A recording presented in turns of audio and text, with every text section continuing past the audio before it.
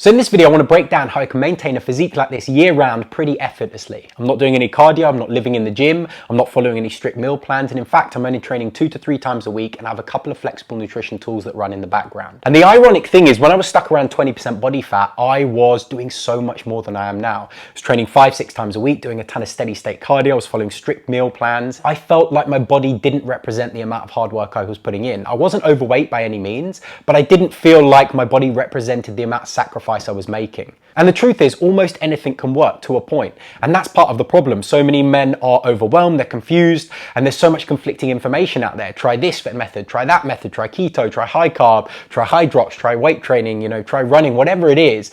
Most men just try and throw everything at the wall and hope something sticks. But the problem with that, and the problem I found, is it became unsustainable and it was unenjoyable. And it created too many friction points. A friction point is where the goals you want to achieve clash with the life you want to live. Yes, I wanted to burn fat, get in shape, feel better about myself, but I didn't want to do it at the expense of not being able to go out with my family for dinner or weekends away or holidays without being anxious like I'm going to fall off plan or feeling like I have to track every single calorie. And I had a big aha moment when I was listening to this podcast by Peter Crone, who's known as the Mind Architect, and he said most people think they want $1 million, but they don't, because if I gave you $1 million and then locked you under the stairs, you wouldn't be very happy.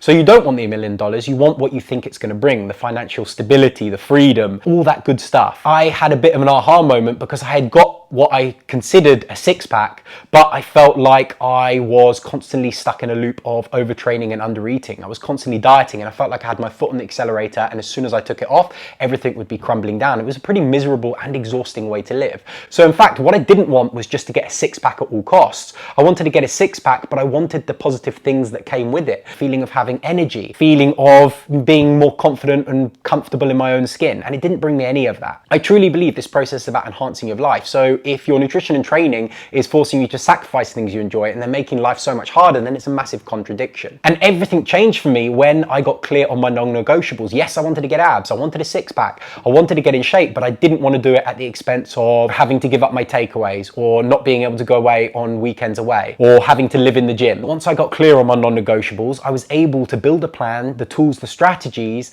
that slotted into my life. And that was such a game changer. Because the question isn't finding what works, it's about finding what works for you and your lifestyle. It's about reducing those friction points, because then guess what? I was able to actually stick to it. I was able to build consistency, momentum, and then I started seeing results. And then motivation and confidence appeared. So many people think they need to wait for motivation to get started, but motivation only starts once you start seeing results. And confidence only appears once you've stacked up evidence that you are who you say you are, that you can do what you said you're going to do. Because confidence isn't built by shouting affirmations in the mirror, but by saying, I'm going to do something, doing it, seeing a result. So I built that consistency, I built that momentum because the barrier of resistance was so much lower. My nutrition and training program slotted into my life. I was training 2 to 3 times a week. And like I said, I had a couple of flexible nutrition tools that made sticking to my calorie deficit number as easy as possible, but I could still go out for dinner, go away with friends and family, and I was able to manage my hunger and cravings and go to bed feeling full, feeling satiated. I was able to see results, motivation, confidence appeared, and it became this beautiful snowball. And that is how I'm able to maintain my physique year round without much effort at all. And this whole process of achieving more by doing less but doing less better became my minimum effective dose method, where over the last 13 years, we help men over 30 burn fat and build muscle doing less than they were doing before. And it's an absolute game changer. So if you want to know how our minimum effective dose method works, how it could work for you, if you feel like you're spinning your wheels and you're stuck in a loop of overtraining, undereating, and you feel like your body doesn't represent the amount of hard work you're putting in, then I'll drop a link below. It will give you a full breakdown and it will show you exactly how we help men over 30 go from struggling with fat loss to lean muscle building machines in less than 90 days, doing 80% less than they were doing before. That's it for the video, guys. I hope you enjoyed it, and I'll see you in the next one.